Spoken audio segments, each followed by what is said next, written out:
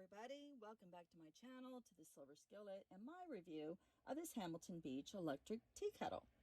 So I got an electric tea kettle because I wanted to start enjoying the full benefits of drinking loose leaf tea. Didn't mean to start that. Okay, that's how easy it is to shut it off. So the different teas are best enjoyed at different temperatures. Now, when I'm talking about tea, I'm talking about actual whole leaf tea.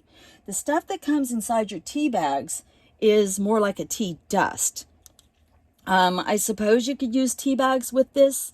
I do all the time, but when I use a tea bag, to me a tea bag it's either going to be green or black, and it's going to be thrown into a cup with probably boiling water on it, no matter what it is, and lots of sugar, and then I run around with it in my hand.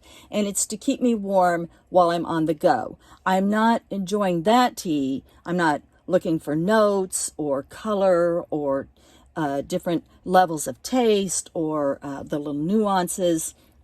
And I'm certainly not looking for any health benefits drinking my tea that way. So this kettle allows me to slow down and start to enjoy different tea leaves. Well, tea leaves, they all come from the same plant. But due to the oxidation that the leaves go through in the processing, that's where you get your white tea, which is the least processed and has more of a delicate flavor. And so your white tea is actually infused at 180. And then they have the green tea over here at 175, which seems a little wonky to me because I've been studying the GongFu method of tea drinking. And so I kind of prefer my white teas at the lowest temperature and then green, because green is actually a processed tea leaf. It's a tea leaf that's been slightly bruised and allowed to oxidize a little bit before they completely stop the oxidizing process, and then the leaves are allowed to ferment. And so you've got 160 up here at the top, which is delicate. I'm not really sure what that delicate is for, because I consider white tea my delicate tea. So anyway, I'll just run through the way they have it. They have 160 at delicate, they have 175 at green, and then they have 180 for your white, 190 for your oolong, which oolong should be between 190 and 195, and then 200 for French press, which I have no experience with French press, so I cannot speak to that. And then they have boil for black, and then there's a start, stop, and a keep warm. The keep warm function is kind of cool, because after you get your water to a certain temperature, if you want to keep going with that warm water, you can hit that temperature again and then the keep warm button, and that'll keep it at that desired temperature for 30 minutes. You also want to make sure that you never boil away your water completely in your carafe here. All right, so that all being said, let's go ahead and brew some water for some white tea this morning. So I'm going to go ahead and use the button temperature that they have it set, which is at 180, start, stop. And it literally takes like seconds, and you'll start to hear it brew. And then when it's done brewing inside of here, when it's reached the right temperature, it beeps at you 6 times. So I won't make you wait for that. Well, you can see it's already coming up. So I will go ahead and move the camera over the table, and then we'll have some white tea together this morning. So I've been sitting here rambling because nothing excites me more than my little tea ceremony in the morning. So this can be, if I'm by myself, this can be left sitting out all day, and I can come in at any time during the day and I can enjoy a beautiful infusion. And you reuse your high quality tea leaves, like these are my white tea leaves. Let me show them to you. You can enjoy these they can be infused many times, but I want you guys to see how beautiful that is. That's what your tea should look like. It should actually be recognizable. Like when you do your herbal infusions, you don't want a bunch of dust. You want something you want to know what's in that infusion. Those are unmistakably, those are leaves, and they're the least processed.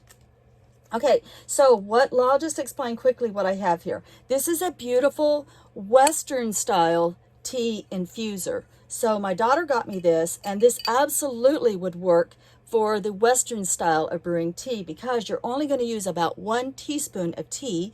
You're going to fill this vessel up with 8 ounces of water, and then you're going to allow it to steep for about 4 or 5 minutes. So that is absolutely perfect for Western tea. And then you can set that in the lid, and then it's double-walled glass so you don't burn your hands. This is absolutely beautiful. Thank you, sweetheart, for that lovely tea infuser.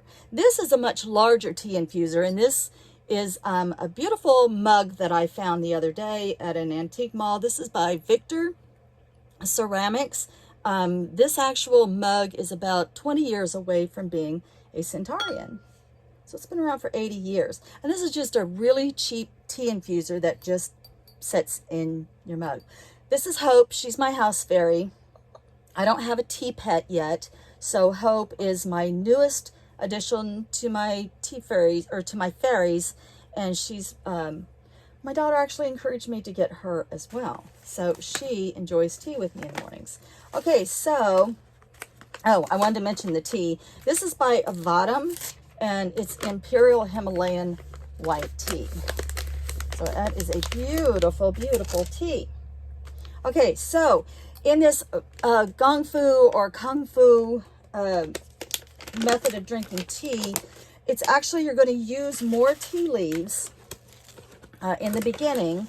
So you need about 8 grams, which is, I find it's about 4 of these. Now, if I was going to drink Western style, I would use about 1 teaspoon.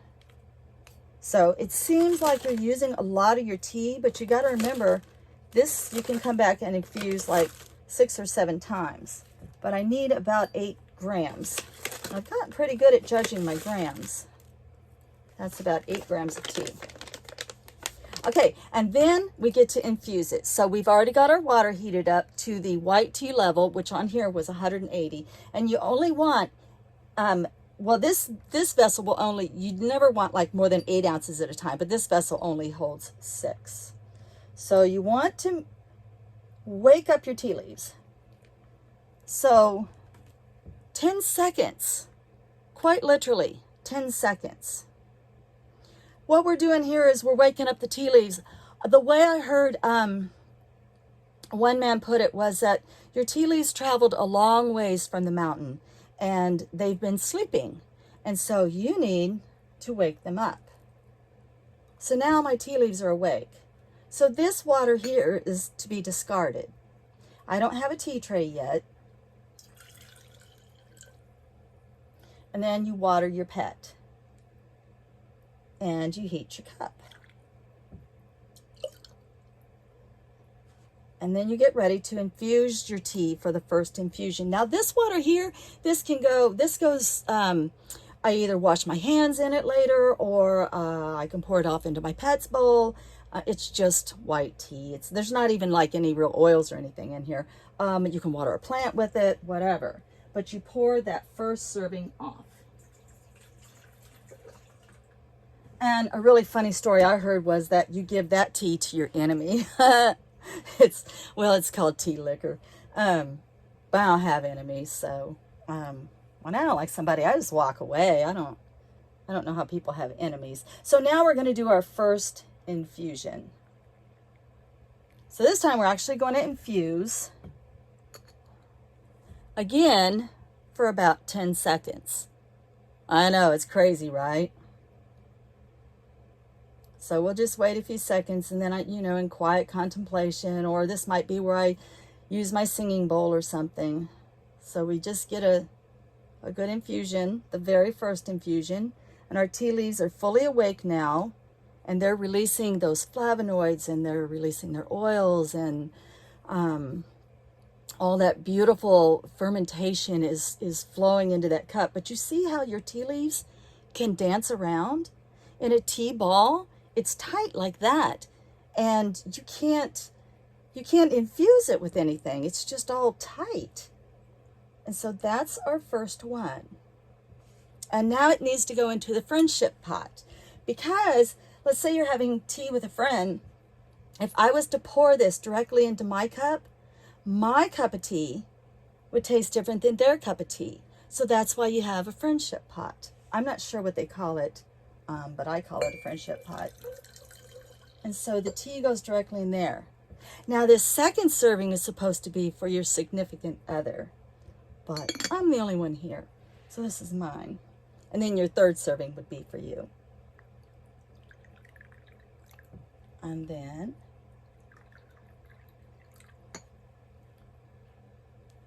you enjoy your tea. You want to smell it because that's part of getting your brain ready and your taste buds ready for that drink. And it is not hot, it is just warm. And then you can actually taste it. Your tea should never be astringent. It should be slightly sweet, or it should be earthy or nutty, but it should never have that astringency to it. Now you might think, oh my gosh, that's a lot of trouble. Well, the thing is, you can do this all day long because you can get like 7 infusions out of those tea leaves. And you can just come back, reheat your water in your kettle, pour it into here again, pour it into your friendship pot, and enjoy it again. Now, if I'm the only one here, I'm going to get both of these cups because that's my 6 ounces of tea. And I can come back and enjoy this up to 7 times in a day. When you're finished with your tea leaves, take them outside and add them to your garden and let them go back to earth. Guys, thanks so much for sticking with me through this long presentation. And I hope that we get together and have another tea party or tea ceremony very soon. All right, guys, love and light. Blessed be.